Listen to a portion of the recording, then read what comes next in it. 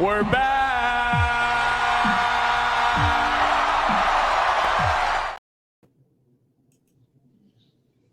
Yo, we are officially back. This is Hater Radio. My name is Chris McLean. I'm here with my co-host, as usual, Ian Gibson. Ian, how the hell are you? I'm doing good. I'm ready for the season to start. Yeah, man. I mean, it feels like usual with any time we go into off season, it feels like it's forever from the last game, which was that beat down here in LA with Georgia destroying TCU. But, a lot happened. The Pac-12 is pretty much non-existent. Dead. For nobody born before the Big East, this is what it was like. Yeah. This is exactly what it was like. Oh, yeah. And then now Oregon and Washington have left to go to the Big Ten. So now UCLA, USC, Washington, and Oregon are now in the Big Ten. Big 12 added Utah, Colorado. I'm trying to think who else. I mean, it was a whole calamity. Like the Pac-12 was like trying to figure out a deal.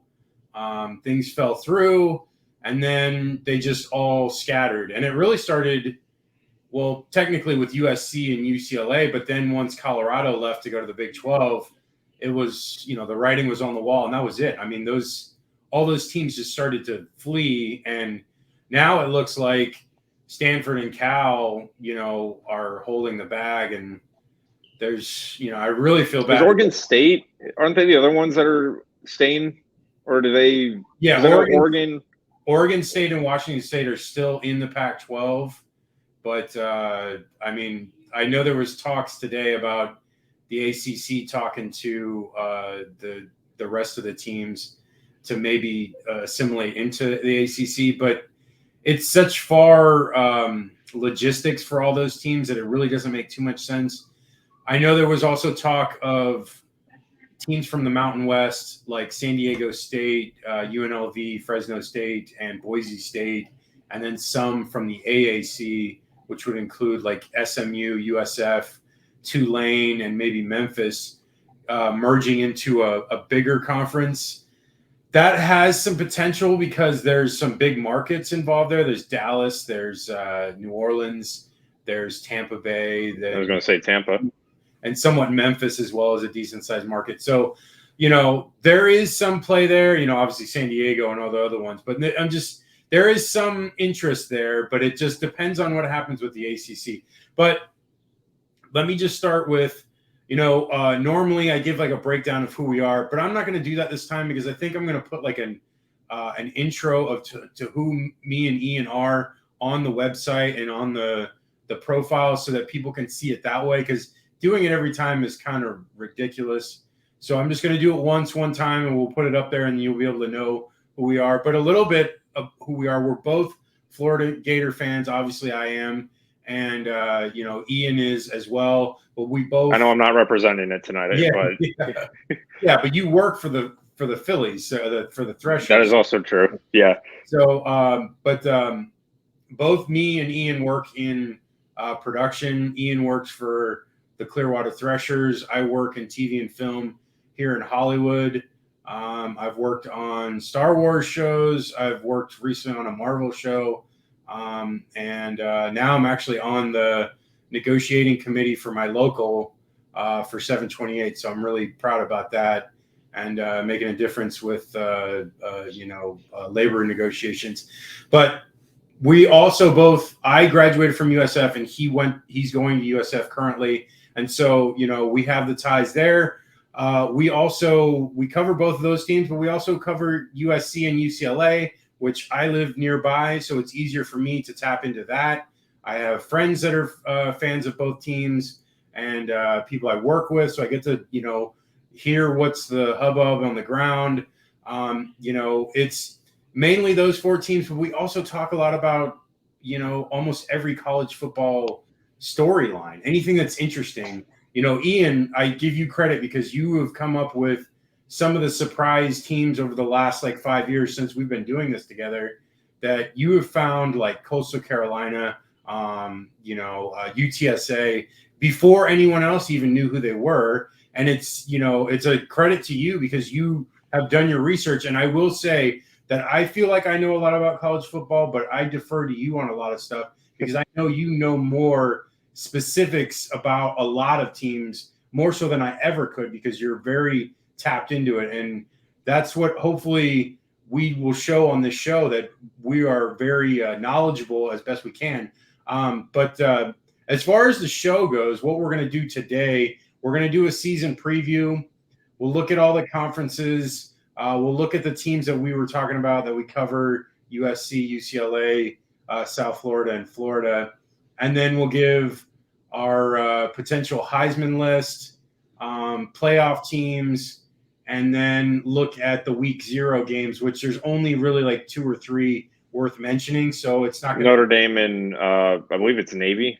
And then USC is playing, I think, San Diego State. No, they're playing, I think it's San Jose State. Because San Jose State. Yeah, I keep getting them mixed up. San Diego State actually plays UCLA next 2 weeks from now, and I might be able to go to that game. So I'm really excited about that. You know, the funny thing is actually UCLA is playing Coastal. For real? Yeah, and I was like disappointed because I'm going to be in Salt Lake City. So I'm like, but I'm not really that mad because I'd rather go to the Utah game. So that's true. No, anyway, so the way the show works, we'll just talk about the stuff and then we'll go forward. So let's do it. Let's first talk about USF. I want you to talk about USF. And with that, our little light show, boom, we got our colors. But y'all love that. Okay, that's great. It's real nice effect. So Ian, give me your lowdown on USF. I looked a little bit into it, but I'm kind of deferring on you because you're tapped into it there. You're going to school there. You know more than me. So give me your info. Yeah, so I mean, you want to talk about going to behind the starting line. That is exactly what Alex Golesh is doing. Brutally honest, my expectations are very, very, very low. I know the hiring there was a lot of hoopla about the hiring because of what he did at Tennessee, and Tennessee had a fantastic offense last year. But I told a lot of people on campus that were excited about that they're like, "Oh, Golesh, he did really good. He was a great coordinator at Tennessee." And I went, "Yeah, I heard the same thing about Jeff Scott and Charlie Strong." That's true. So I'm not sold yet. This is the thing. I'm definitely of the mentality now, growing, maturing more, watching college football, that these coaches have to prove to me. These new hires have to prove to me that I can, trust them, that they can win these games. So far, Alex Golesh, first-time head coach. This is a big task for him. It is very, very, very important that he is able to tap into this Tampa market to get the recruiting pipeline that's in it. There was a boatload of talent just within the Hillsborough community that he can acquire. Very similar to what UCF did with the Orlando and Atlanta Lakes area as well. That Scott Frost accumulated with that. This year, it's very tricky how to gauge USF because their schedule it has a complete facelift. Pretty much conferences as you knew a year before don't exist anymore. And we talked, Pac-12 is dead. I made a joke. It was like the scene in Whose Line Is It Anyways, where I said, "Welcome to college football, where the conference names with numbers are made up and regional conference names don't matter, because you're going to have the Big Ten with 18 teams and potentially the ACC with teams in Texas. Potentially, we're going to see how that goes. Anyways, so the American, they're adding UTSA, UAB, FAU, Charlotte, I believe, is one of them, and a couple other teams. I'm trying to think off the top of my head what were those are the 4. They took a lot from North Texas and Rice. Those were the other 2. I knew they were Texas teams, but now it's a whole group of competitors that USF has not played with. But I think the talent, they should be able to win more games. Let's put it get straight to the point. I think the talent is there to potentially, win these games. I don't think it's going to be as bad as last year, but I'm Yeah. not expecting USF to make the bowl game jump or threaten for the American. For me, the American Conference, it's between Tulane, Memphis, and especially UTSA. Gary Bohannon's coming back, which is a huge play. He's, the first time I can look at the quarterback and go, you know what? I have faith that he can, make the right decision. That has been a real struggle with USF ever since Quentin Flowers left. They have not really had that signal caller that they can rely on. The problem is a lot of his receivers are either transferred or have been, graduated. So his target's going to have to move. Luckily, Bohannon does have some mobility. With Brian Battle as with him out, and Naquan Wright coming in. Naquan Wright, both me and you saw it, Florida. He definitely has elite speed. It's just a matter of this O-line, this fresh O-line, being able to give them the lanes.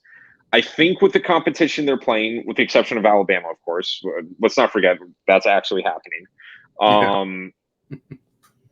There is potential that they can, the offense can, not be as anemic as was last year. Now, they were putting up points, but not nearly enough to win the games. Luckily for the defensive side, there's a lot of returning starters coming back. The defense was huge, an absolute huge Achilles heel last year. I mean, I can't name how many times they were on 3rd and 7, and I'm like, they're going to get this. Or just break off 50-yard running. The potential is there for USF to make the necessary steps that we've been expecting from them literally the past 3 years. I believe the talent is there. I believe the coaching should be there. And I think these guys are experienced enough. They've done a good job from the transfer portal getting guys in that fit with the system, that they can win more than 2 games. I don't think they go to a bowl game, but I think they will be able to pull out some of these games. Last year, when I saw USF play teams that they were even with, at least talent-wise, I was not going to go for them because I don't think they knew how to win these games. But, say they play a North Texas or Rice, one of those teams. I think 50-50 games, they can probably pull some out. I'm not going to be over the moon with them, but I think for a first-year coach coming into an absolute mess, which is what it is, I think 4 wins would be okay for him, for Golish. Anything less than that, I will also understand, but I'm not going to be upset if, when I'm going around campus, say in December, and they're like, oh, can you believe we only won 3 games? And I'm like, no, I can believe it. Because the USF has to prove it to me that they can win these games. Unfortunately, they've only won 4 games the last 3 years, so it totally makes sense. I mean, I'm looking at the stats now, and I had heard it earlier the other day, where South Florida was 131st in total defense, and that's dead last. And they were also, like you said, on third down. I believe they were 131st on third down conversions as well on defense, which, it's a recipe for disaster. And their offense wasn't bad last year. They scored a lot of points, and they were moving the ball, especially once Jeff Scott got fired. The offense really started to click, but the defense was so terrible that they could really never it turned into shootouts by force. Oh yeah, there were so many shootouts. They barely lost to UCF. I thought they were going to win that game. I did too. God, it was so close. I'm surprised they didn't win that game. It was amazing that they didn't. But no, and that's actually tied in with all 4 of these teams, with USC, UCLA, Florida, and USF. Is their defense has been the Achilles heel for all 4 of them. UCLA has a new defensive coordinator. USC is working with the same defensive coordinator, Alex Grinch. Florida has a new defensive coordinator in Austin Armstrong, and obviously a new whole coaching staff with USF. So it's been kind of tumultuous with all four of them. And that's the key for all four of them. If they can improve there, which I think most of them have brought in better talent that have been there. USC has more returners. Florida, they have intermixed a lot of younger guys and a lot of transfers coming in. But let's speaking of that, let's dive into Florida. Well, let me give you said around like what, three or four wins that we were thinking about with USF.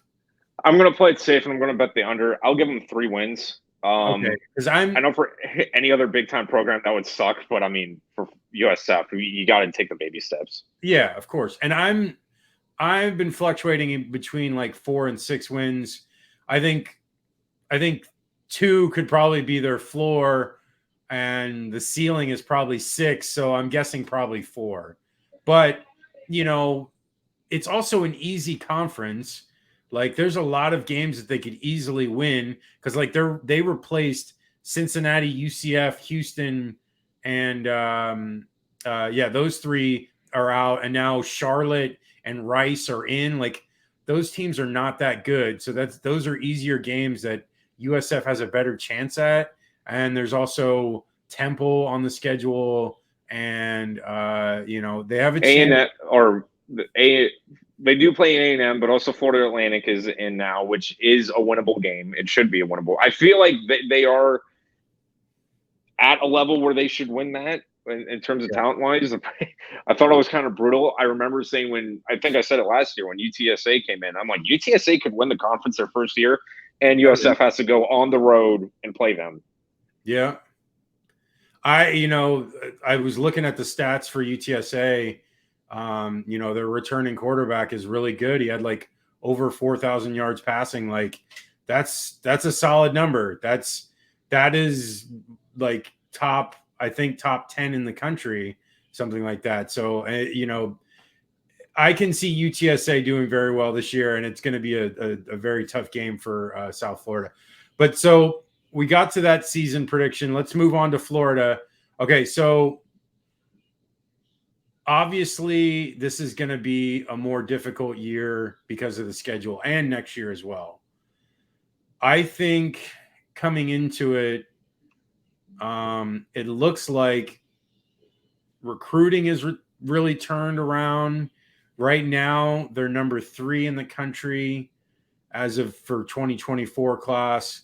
DJ Lagway is the 5-star quarterback that's coming in next year.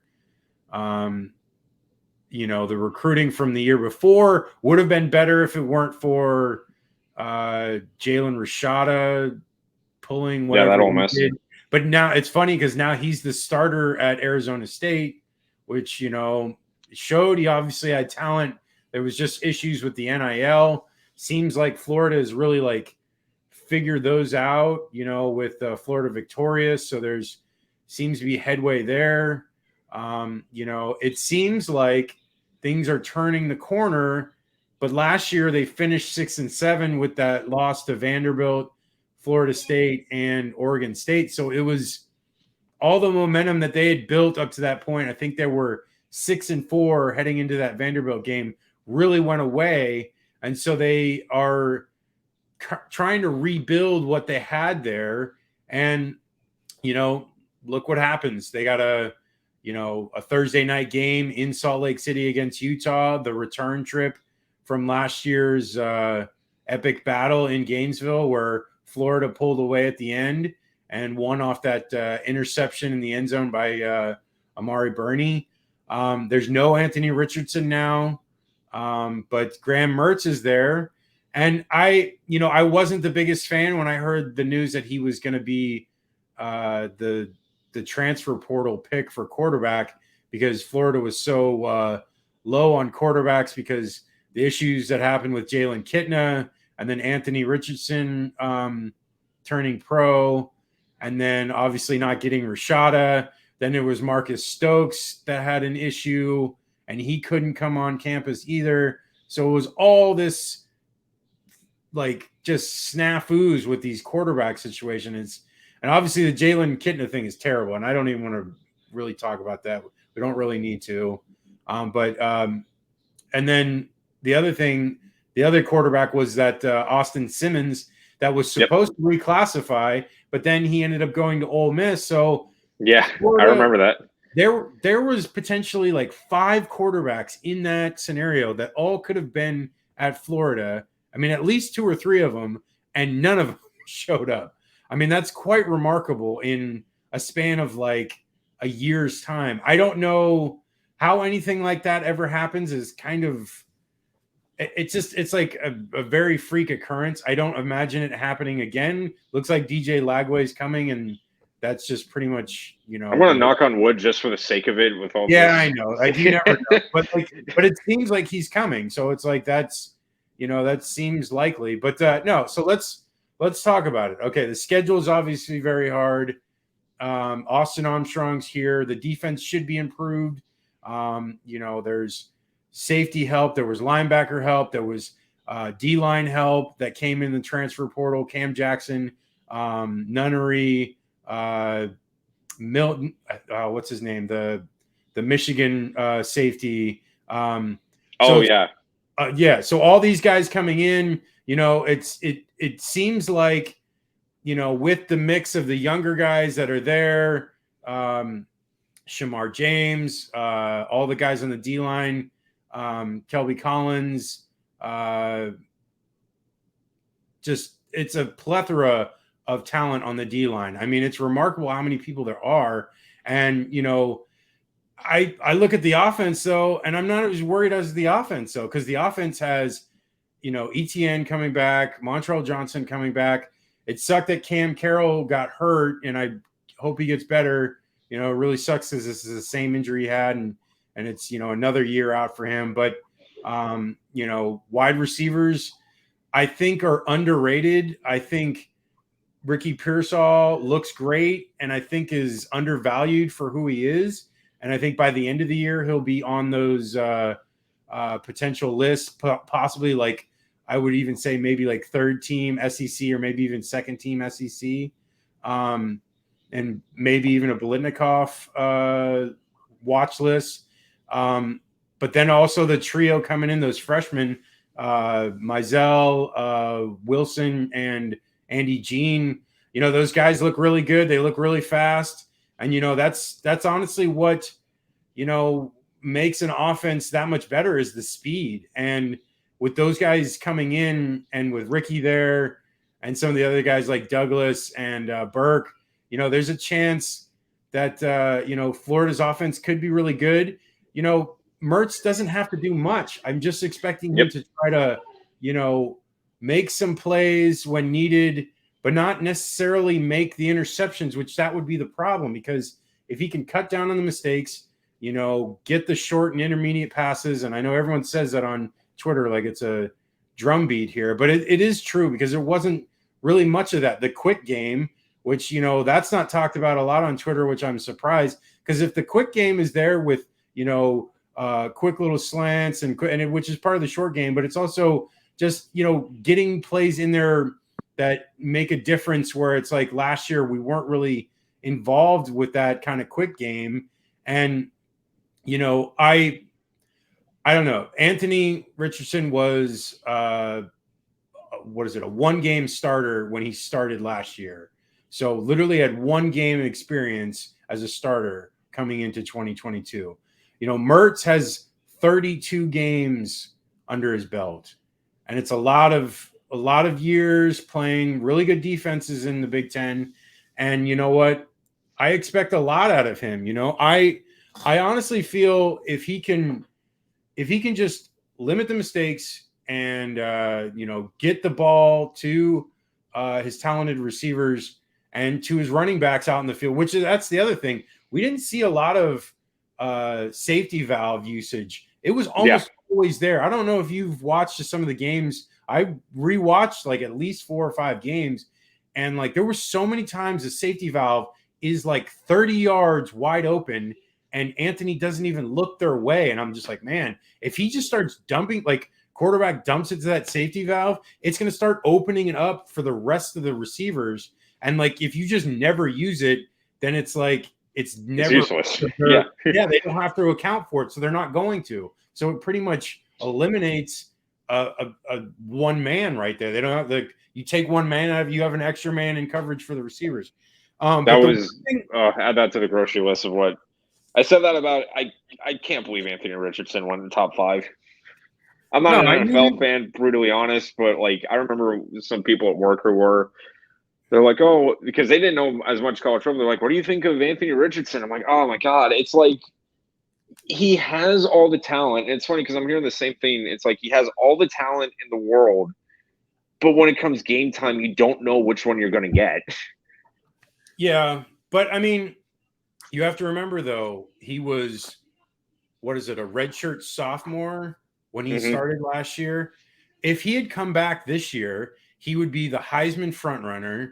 There would be a ton of hype on Florida, and it would have better prepared him. But Ian, I knew he was going to get a top 10, potentially a top 5. I knew it. I had no doubt in my mind. He has all the talent in the world, and that was the difference. Regardless of how he played last year or not, they were looking more at the intangibles of what he could be, and that's obviously what got them, because he was a top 4 pick. But the one thing I wanted, I have I signed up with Pro Football Focus to look at their stats because it's more in depth than anything else you can find online. But last year, because speaking of Anthony's inconsistencies, Florida was 108th in drop passes last year at 123 drop passes by the receivers. So I looked and I double checked and I was like curious because like Mertz obviously struggled the last 2 years, and I was wondering if there was some correlation there. And I looked, and the last 2 years, as far as drop passes, in 21, they had 92 drop passes, and then in 2022 they had 109 drop passes. So clearly, Wisconsin had their problems as well at receiver, and thus that is the reason why you see a lower completion percentage for quarterbacks like Anthony and Mertz, is because if you include per game one less drop Yeah. for all those for each game, which is like I think 12 more completions, it like ups the completion percentage like 5 points or something like that.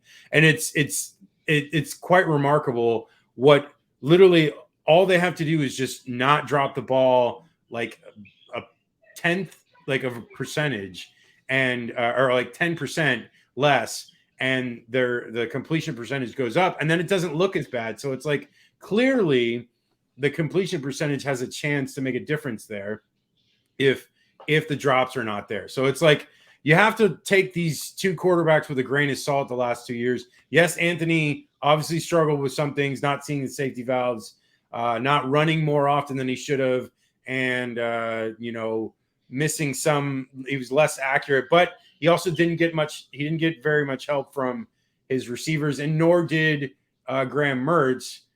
I think the team, the receivers overall, I don't know if they're necessarily better because Justin Shorter is on an NFL team, but last year was pretty tough. There wasn't, like, by the end of the year, it was only Ricky Pearsall that was playing in the FSU game, and a lot of the other guys were hurt.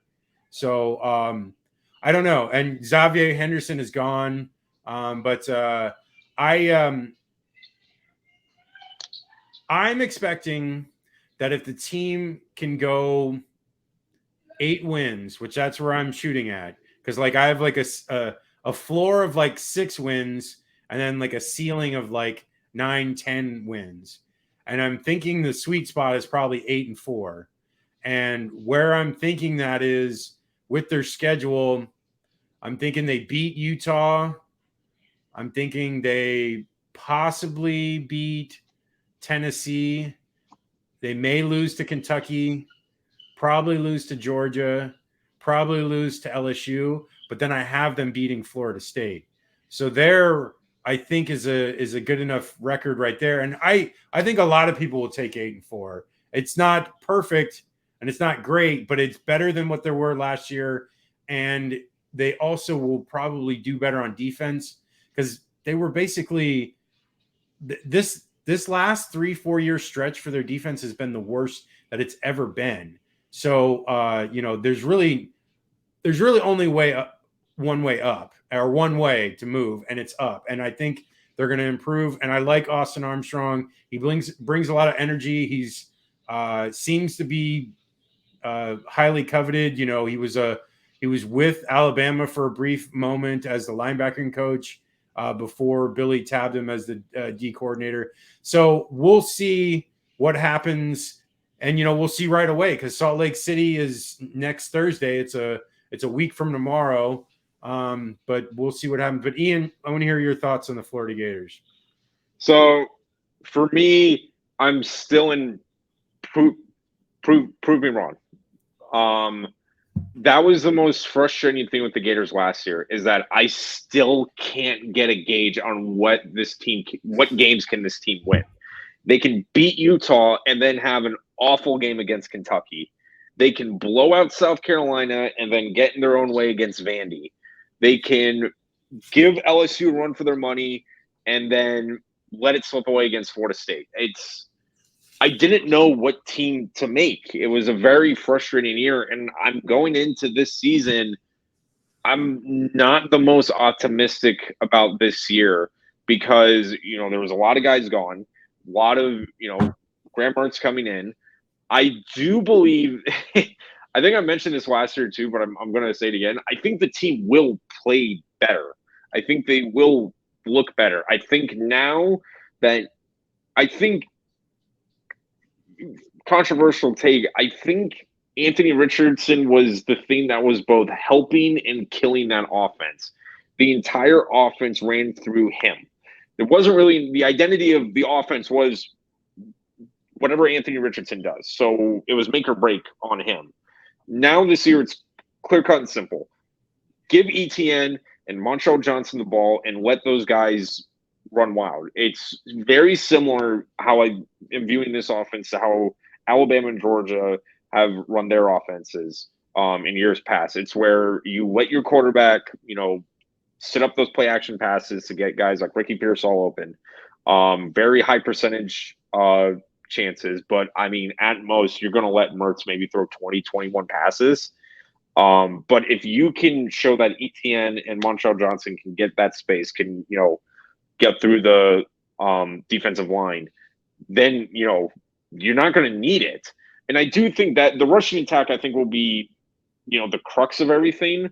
The offensive line is very new, very young. It's going to really come down to, how well these, transfer guys and first-year guys coming in. I believe the only returning one was Austin Barber. Yeah.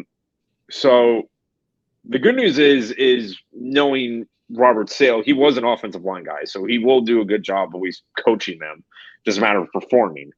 They have two offensive line coaches. I can't remember the other guy's name, but Rob Sale is he's the one, and he's also technically the offensive coordinator, which I don't even think he's offensive coordinator because Billy calls the plays. So but no, go ahead.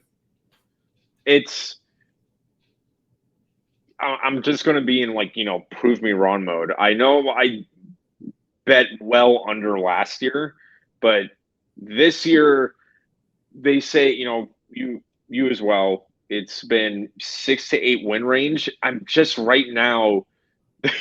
My cousin said the same thing. He says I'm maybe 7, 8 wins. And when I look through the schedule and I'm going, okay, McNeese State, you're looking at Charlotte, and then you go, God knows Vandy, maybe, and then maybe Arkansas. My problem is looking at that schedule. I'm struggling to find the other wins. Well, I'm not a believer in Missouri. I've never been a believer. Missouri, that was the other one I was. So Drinkwitz is a clown, and I'm almost positive he's going to get fired by the end of this year. And then I'm definitely not a believer in Florida State. They beat a lot of terrible teams last year and lost to the teams that were good that they played. Plus, I have a feeling that Florida State's going to come into September and they're going to lose to LSU in that first game, and they're going to lose to Clemson. So they're going to be 2-2. And then I have them also losing to Wake Forest, which I don't think FSU fans realize. They got beat by them last year, and it was a pretty Wake Forest beat them handedly. And I like their quarterback that's there at Wake Forest. I think he's Hartman. No, Hartman left and went to Notre Dame. That's right. Oh God, it's this other kid. I can't remember his name, but he played 4 games the last 2 years and put up pretty big numbers, and has been there a few years. So he's got a really good handle on the system, and the coach, seems pretty confident in him. I was watching the ACC network does like a road trip show where they do like a showcase on each team coming in, and I watched the whole thing, and I was like, I was intrigued because I was like, I looked at some of the games that Florida State is going to play, and I'm like, all right, which games do they potentially might lose? And I was like, all right, maybe Pittsburgh, maybe Wake Forest, maybe Syracuse. But the more I looked at Pittsburgh and Syracuse, I was like, nah, I don't think either of them really have a shot. I think Florida State's going to beat both of them. But I was looking at Wake Forest. It was like, 1, it's on the road. And then 2, Wake has a lot of returning players, and their quarterback has played in a couple of games and has experience in the system. So I have a feeling that game will go Wake's way. And then I like I said, I really think that Florida is going to beat them, because I think the games in Gainesville last year, Florida barely lost that game.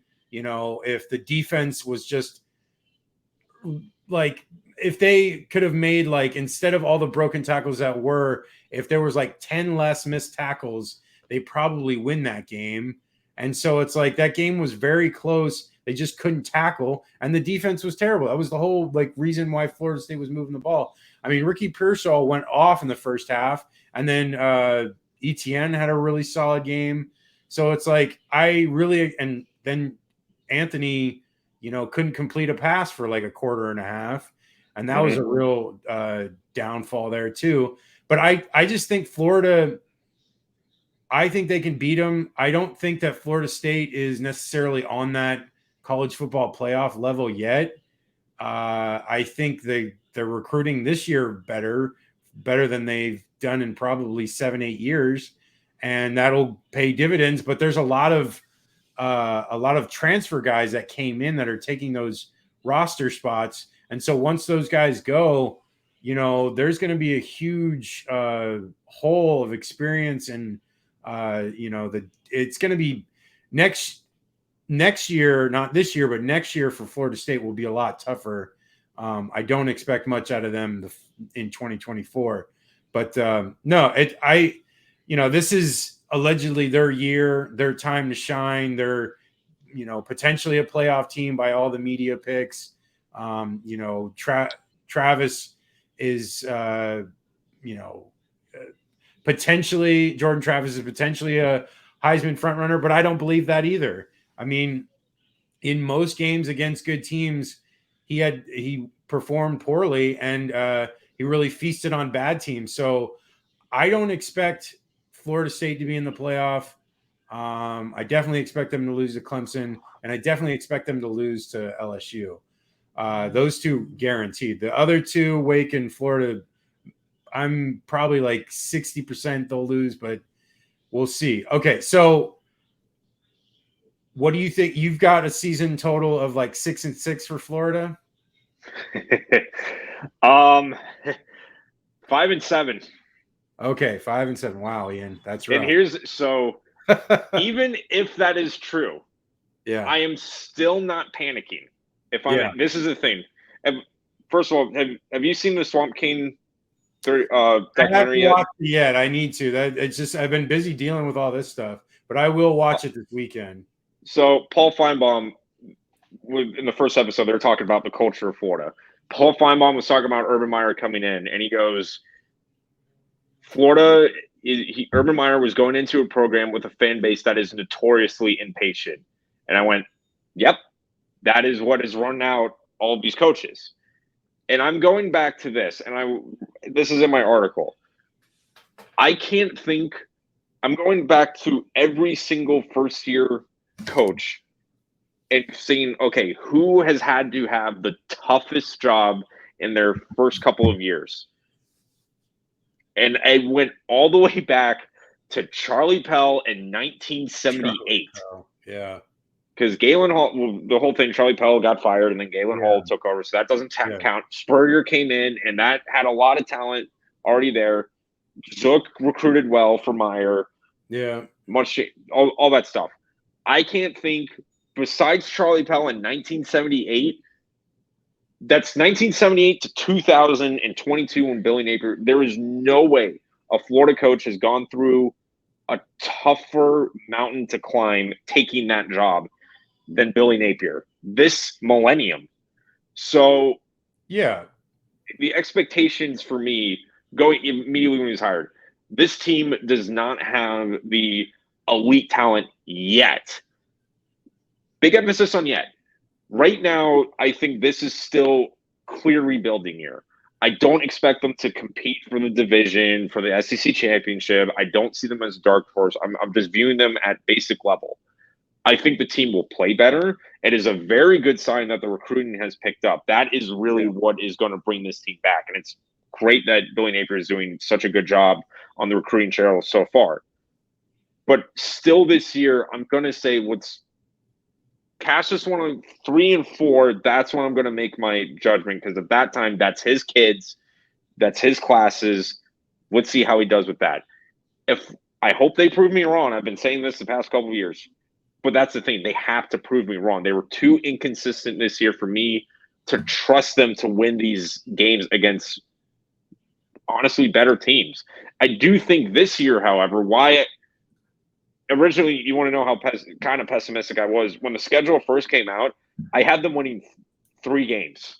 And I was able to bump it up to 5 going through all that, because I feel like there are more 50-50 games for them that they can win. And that was the problem last year. If it was a 50-50 game, I don't think it was going to go their way.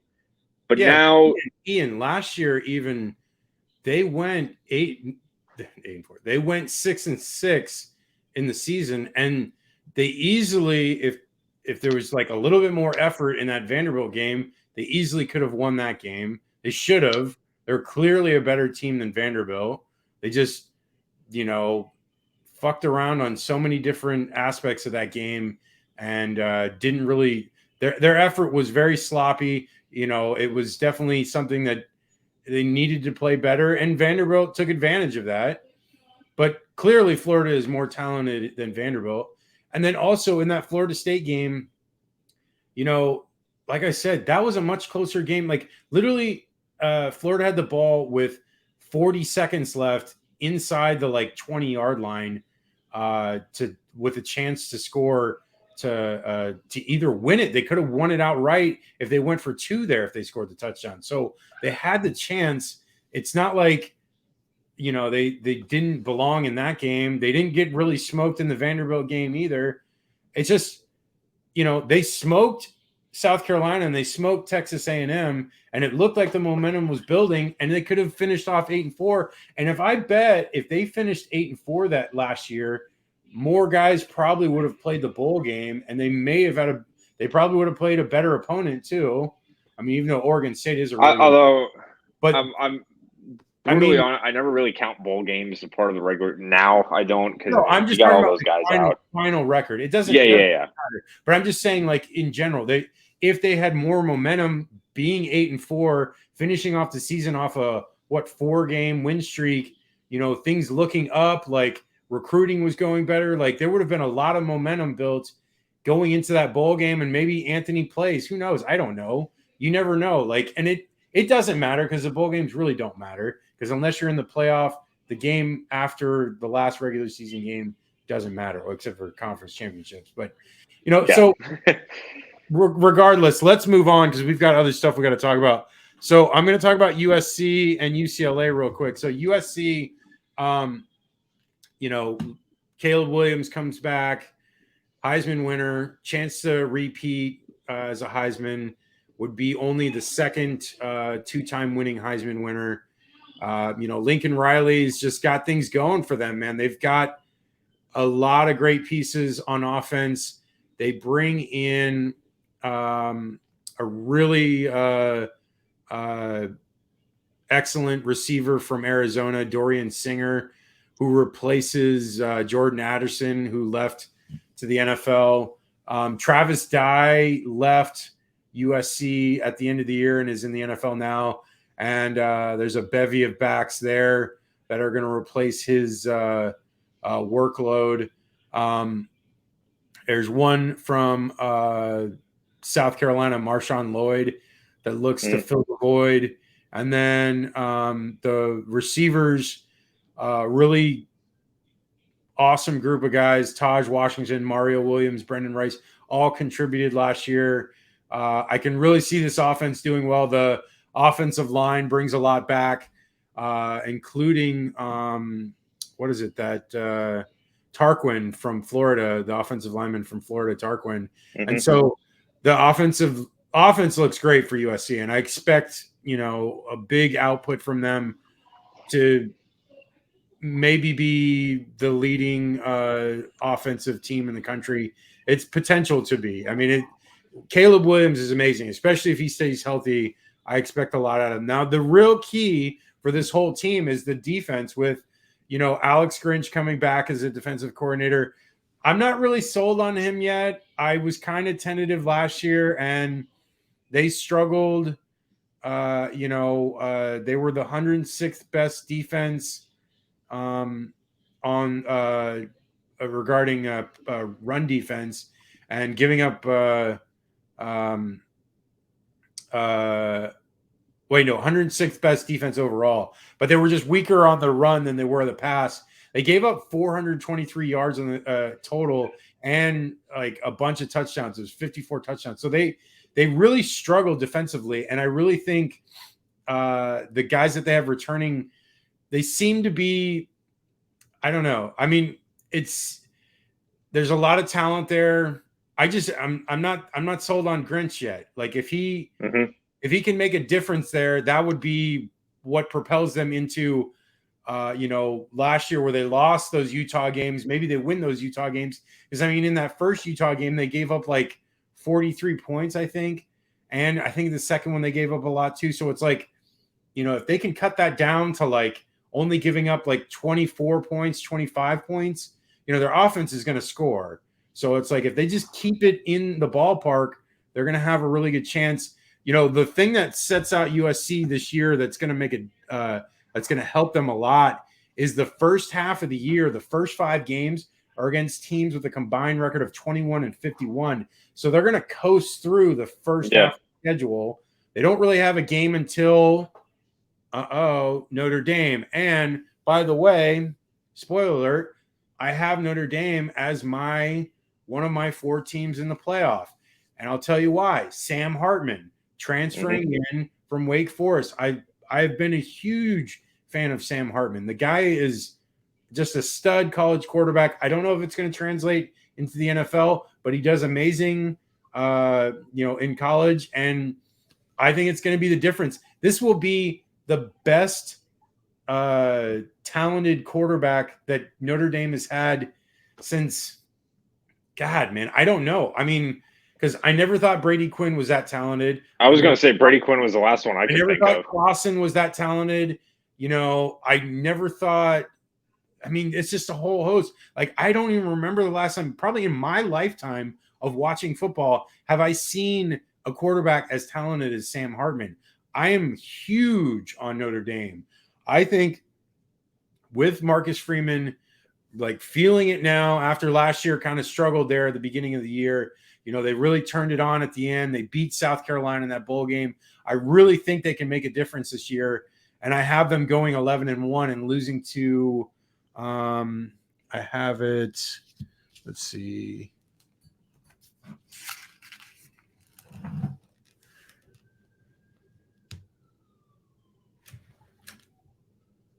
I have Notre Dame losing to Clemson. So It's a tough game. It's a Clemson on the road, so there's a chance they could lose Mhm. that. But regardless, I think Notre Dame is going to beat USC. But with that, if they lose to Notre Dame, it's not the end of the world because they still have the Pac-12 conference championship to get into. So they just have to beat that murderer's row, which that's the really tough part because they have Utah, they have UCLA, they have Oregon, they have Washington. So it's a really tough road at the end of the year. The first half's really easy. So they can rest up the guys, play it a lot of the younger guys, get ready for that second half. But as of right now, because I think the defenses might be the weakness, I think they might lose one of the Oregon or UCLA games. And I'm leaning towards more the Oregon game because the Oregon game is on the road. So I have USC potentially going 10-2. But if they can fix things defensively, I think they can get to 11-1, get to the conference championship game, which I think they still might, even if they go 10-2, get to the Pac-12 championship game. If they go 11-1, get to the Pac-12 conference game, then they have a chance to get in the playoff. But we'll see. And I do like Caleb to repeat as the Heisman winner. Okay, on to UCLA. So real quick about UCLA. Again, it's a struggle defensively. These teams have been very bad defensively. All four of these teams, USF, Florida, UCLA, USC. And so that's the real struggle here. So it's like, if you can't stop anyone, you're not going to really beat a lot of teams, and especially in those close games, because the close games is where you make a difference. Because when you can make stops and get the ball back in the offense, and then the offense runs out the clock, then you're going to win those games. So as far as UCLA, they return a lot on offense. They lose Zach Charbonneau and DTR, which was 2/3 of their rushing attack. But they have two transfers coming in: Carson Steele from Ball State and Anthony Atkins from Army. They also have TJ Harden and Colton Yankoff return, and another guy, Keegan Jones, who's going to split between wide receiver and running back. So the running backs look solid. They could be a strength there for them. They haven't decided on their QB. That's kind of up in the air. They were the sixth best rushing attack. So if they continue that trend, they'll definitely be solid on offense. They had 6 yards per carry, which was best in the country last year, which is kind of crazy. It was that good. But Chip Kelly is a wizard with offensive scheming. The line returns for just the right guard that they're replacing. Wide receiver J. Michael Sturdivant from Cal and Kyle Ford from USC come in. Sturdivant had 755 yards and Ford had 365. So pretty good contributions there. So look to elevate the passing attack. Some of the returners are Nam Brown, Logan Loya, and Titus Mokaya Atamalala. Now, defense, they're returning 9, so there's a chance that there could be some better play there because they have more experience coming in. And the other thing, now this is the difference between USC. USC kept their coordinator. Well, UCLA did not. They have a new one coming in. It's Danton Lynn. He's actually the son of the former Los Angeles Chargers head coach. And, the Chargers are in LA. Yeah. And he was a safety coach for the Ravens last year. So he's young. He's only like 33, but he looks to turn around the defense, which was the 87th ranked defense last year. They gave up 403 yards a game. So it was obviously very bad. And they need to make stops just like USC as well. For them, as far as predictions, I have them going 9-3 with losses to Utah, Coastal Carolina, and Oregon State. So I know you would like that, Ian, that they Coastal. Okay, so all right, we got the teams out of the way. Now let's go into conference picks. Ian, so let's start it off with SEC. Who do you got SEC winning? Until somebody beats Georgia, Georgia. I mean, that's literally what it's going to be. I can't see anybody right now winning the SEC. I mean, Bama, LSU, there are competitors. But again, I'm of the prove me wrong mentality. Somebody has to show that they can beat Georgia. So I'm going to say right now, Georgia three-peats is, or actually, no, repeats as SEC champions because I forgot the first national championship they lost to Bama. Okay, so who's in the West? Who's coming out of the West? So that I'm going to go with I'm going to go with it's a typical pick, but I think Bama pulls it out this year. There are a lot the games they lost were by one score and they did not play well. That was not, Tennessee and LSU, that was more Bama kind of just let that game get away. So I think now, and with a very pissed off Nick Saban, who's now of the mentality of, oh, now everybody's doubting me, which is terrifying. Pray for USF in week 3. That's all I'm saying. I'm going to see rematch Bama, Georgia, although my sleeper pick would be LSU. Okay, and that's who my sleeper is. And I have Georgia and Alabama as well. And I have Bama as of right now, but really it's tentative because it depends on the quarterback situation with Bama. And I really think if they don't figure that out, it'll more than likely be LSU. Because, Jaden Daniels, as much as I'm not the biggest believer in him, he seemed to, figure things out the latter half of the year, especially after that Tennessee game where they got smoked. And they did a lot better besides the Georgia game. But no, yes, Georgia is good. And but you have to realize, Ian, Carson Beck didn't beat out Stetson Bennett. And I know that he obviously is talented coming out of high school, but he hasn't really played that much like in game, so how do we even know how good he is? I know there's a lot of talent on offense, Brock Bowers, the running backs. They bring in that wide receiver from Mizzou, but I don't know. The defense will obviously be better, not better than the last 2 years, but I mean better than the offense. It's going to be a heavy defensive team. I think if Carson Beck can not make as many mistakes, they'll likely go through the schedule. And that's the other thing. The schedule is so easy. So regardless of how Beck is, Georgia should be able to go through it. But all right, so I'm going to write this article that I'm going to come out with next Friday. And I worked on something after last season where I went through the record of the 4 rivals of Georgia, of Florida, Auburn, Tennessee, and Georgia Tech. And I went through every single record and went through the stats. And literally, if you think about it, the last 5-6 years since Kirby has been there, those teams have basically been terrible and fluctuating. And there have only been, I think only Auburn has beaten Georgia once, and Florida has beaten Georgia like twice. It's either like 3 or 4 between those 6 years, 6 or 7 years between those 4 teams. There's like 3 victories for all 4 of those teams against Georgia. And now you can just say, oh yeah, Georgia's very good.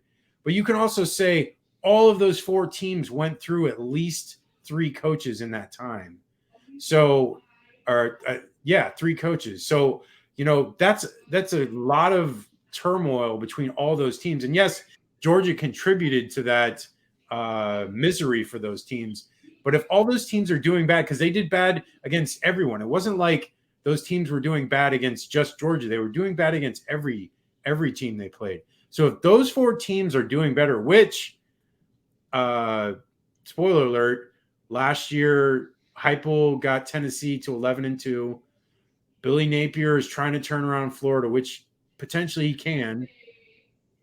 Hugh Freeze at Auburn has something going there. He's recruiting through the roof, and he knows offense. And then the Georgia Tech alum, which I don't know too much about. I looked into him. He seems like he could be all right. It's a hard place to coach. It's a very good school academically, so they don't get a ton of like big time recruits. Like really only in the last like 20 years, I only really remember Calvin Johnson that was really big time recruit that came to Georgia Tech. So we'll see. But it seems like those 4 teams are turning the corner. And so if now, and instead of Georgia just penciling in those 4 games as victories, they now have to lose a game or 2, possibly almost every year. That changes the calculus immensely. It goes from, oh, we can just pencil in 4 victories to, oh, wait, we might actually lose one of these games. And then when they're playing like Alabama, or they play LSU, or they play an Ole Miss or Texas A&M, there's a potential of them losing that game as well. So they go from losing to maybe just 1 with those SEC West teams to now potentially losing another game. So they could have 2 losses where that would, I know the playoff is changing into 12 teams, but it completely changes the calculus. It really does. So I'm going to write that article, and I know there's more to it that I'm going to get more in depth about, but yeah, that's just my theory and I'm positing with this. And I know Georgia fans are probably going to give me shit, but I don't really give a fuck. So, okay, moving on to Big Ten. Who do you got, Ian? I'm not trying to be, typical, but I think Ohio State has too much talent. I've said that almost every year I have been on this show, but I don't think there's a way Michigan beats them 3 times in a row. I think Ohio State, this is really a make or break year. They have to beat Michigan, and I think they will. I think there's enough. Now Ohio State was more talented last year, but they couldn't find a way to win. That's the difference. I think they find a way to, stop the running game for Michigan. I think they go into the Indianapolis and they win the Big Ten. And I could see them in the playoff. I think I know they have a lot of quarterback controversy right now, but again, I don't think the quarterback play is the problem when you have Marvin Harrison Jr. as your wide receiver. You could probably throw it in quadruple coverage and he'll probably find a way to come down with it.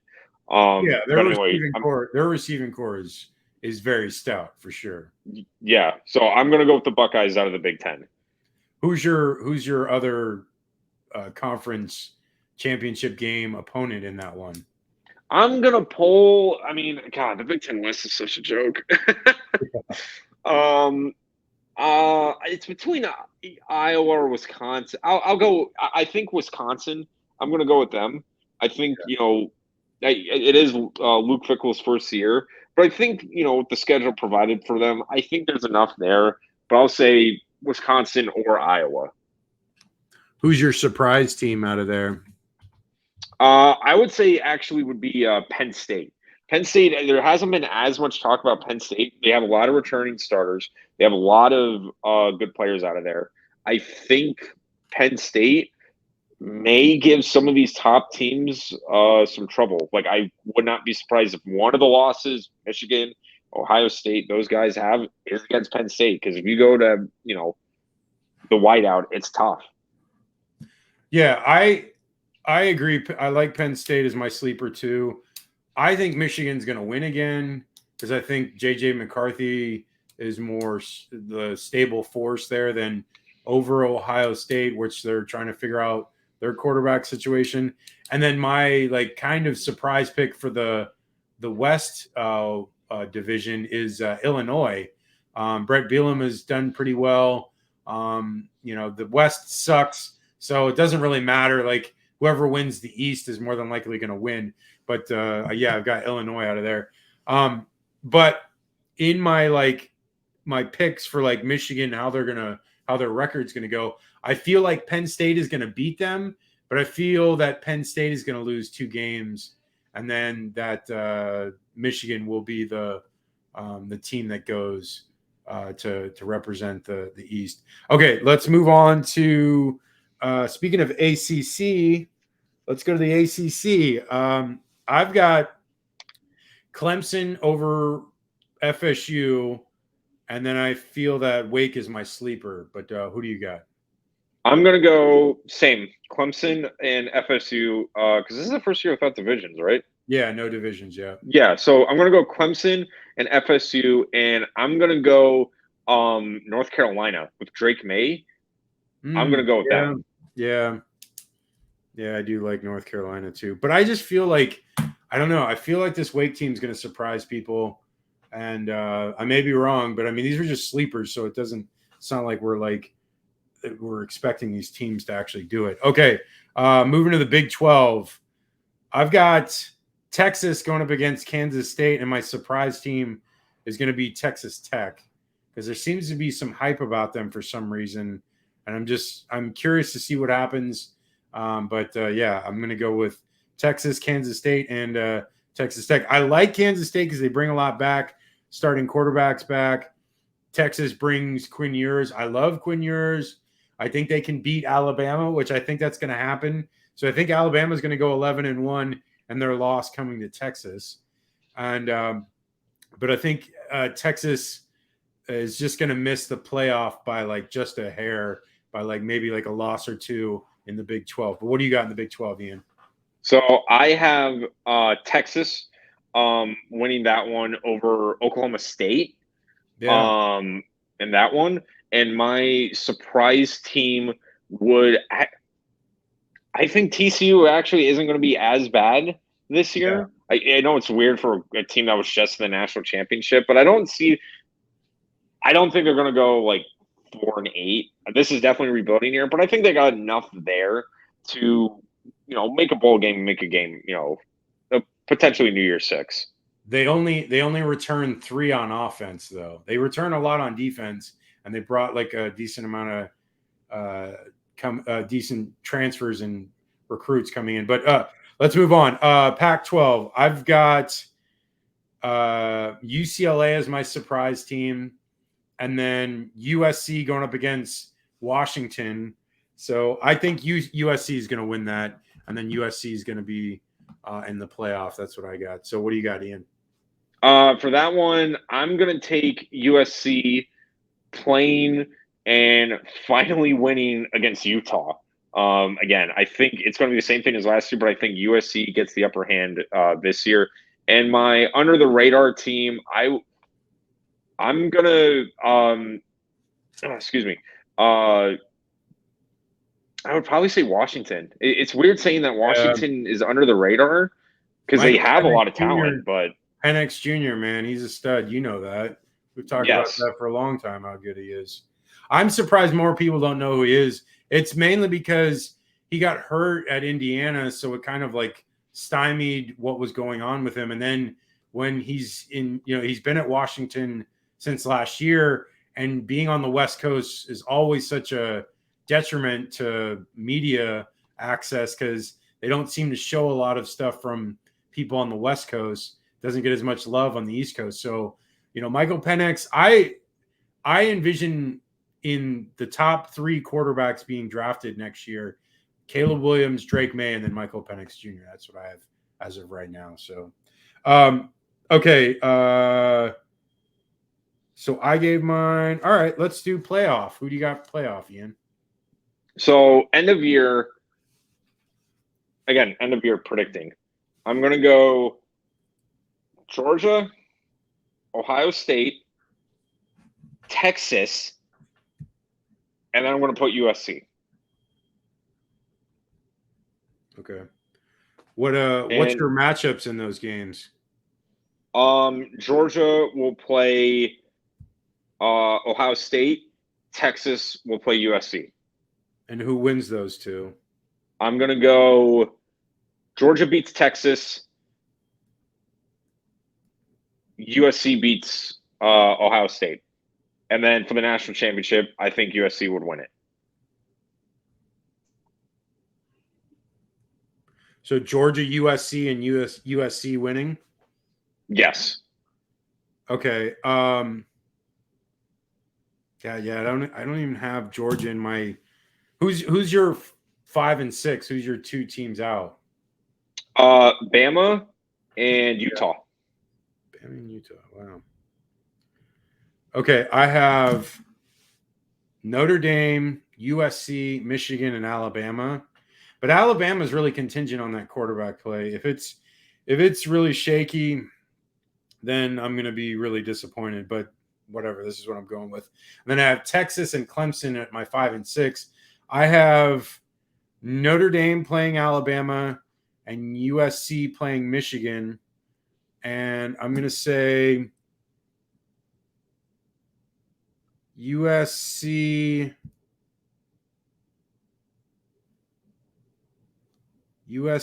beats Michigan. And then I'm going to say Notre Dame beats Alabama. And then it's going to be that's going to be a rematch of that game. I wonder. I'm going to say Notre Dame. And I'm you know me. I've never been a supporter of Notre Dame. I just feel like this is the most talented quarterback they've ever had. The talent there now has been pretty good the last 2 years with Marcus Freeman with the recruiting he's done.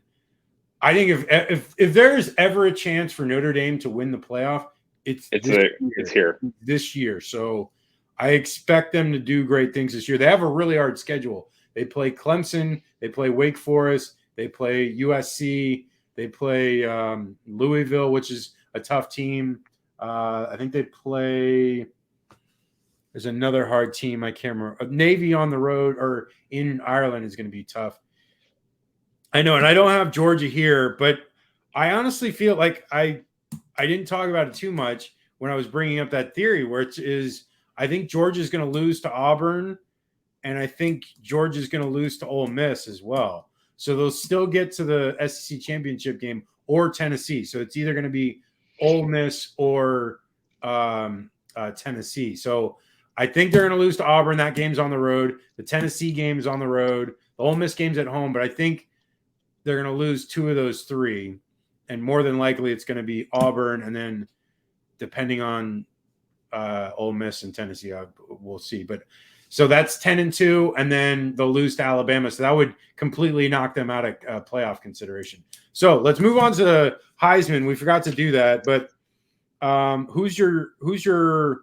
Let's go 5, 4, 3, 2, 1. So who's your 5th guy? I actually had 4. Okay, there you go. I would say my 4 would be Marvin Harrison Jr. Yep. 3, Sam Hartman. Yep. 2, Brock Bowers, and 1, Caleb Williams. Yeah, it's pretty similar to mine. I have Sam at 5, Marvin Harrison Jr. at 4. I got Michael Penix Jr. and I got Drake May. And then I got Caleb Williams. I think unless Caleb gets hurt, I really think he's gonna. It's his Heisman to lose. It's his to lose. And I don't think the voters are too concerned about him being a 2-time winner, because it's only been Archie Griffin from Ohio State. So it's I don't think they're I think it used to be a thing because when Tebow was there, they were really hesitant about it, even though they probably could have given it to him one of those years.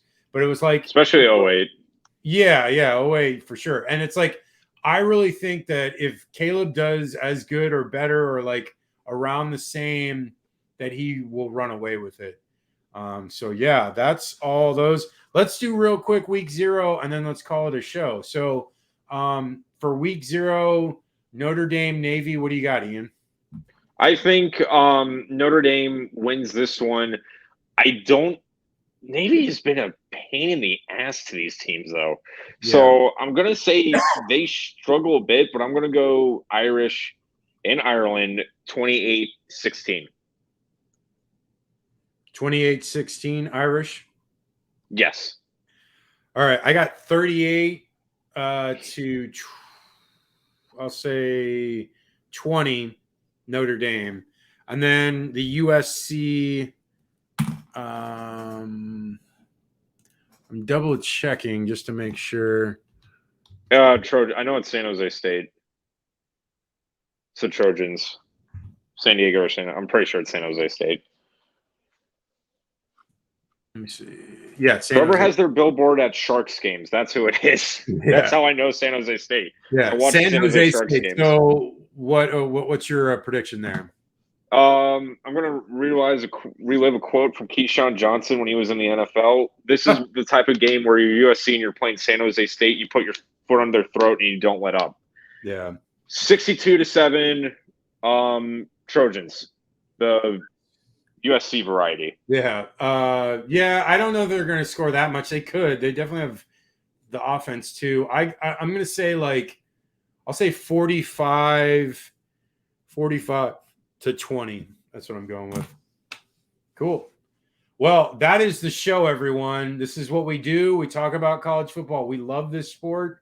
Me and Ian are huge fans. We talk about this as much as we can when we come on the show. Going forward, the show is going to be every Wednesday and every Sunday at 8 p.m. Eastern and 5 p.m. Pacific. You can find it on YouTube, Twitter, Facebook. It'll be broadcast there, and then I'll have it on a podcast form where it'll be all podcast formats. You can find it there.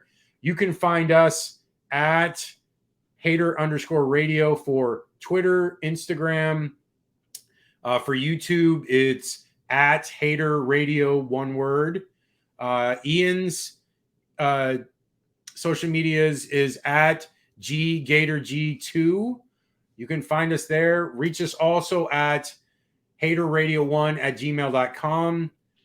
I just incorporated this business. I obviously have a good camera. It obviously looks like a good image. And I spent a lot of money to do this. And, I love this sport. I'm going to try to do more live broadcasts. I'm going to Salt Lake City for the Utah game. So if you come to the Salt Lake City game, any Florida fans, hit me up. I'm there. I'm wanting to hang out. Well, I'll probably hang out Wednesday night before the game. I'll be broadcasting outside the stadium before the game. Probably take the camera out, have recording some stuff as we're going on. So see me there. I'm going to try to go to the Florida State game at the end of the year. I may even go to the Florida LSU game as well in Louisiana, because that may be the last time they play LSU for a little while in Baton Rouge. Oh, and God, yeah, they're doing this stupid. Yeah. And and I might go to, or maybe the USC Oregon game, but I'm going to go to a lot of USC, UCLA games. So check me there. Check for our broadcast for stuff. Check our articles. I have the USC season preview up.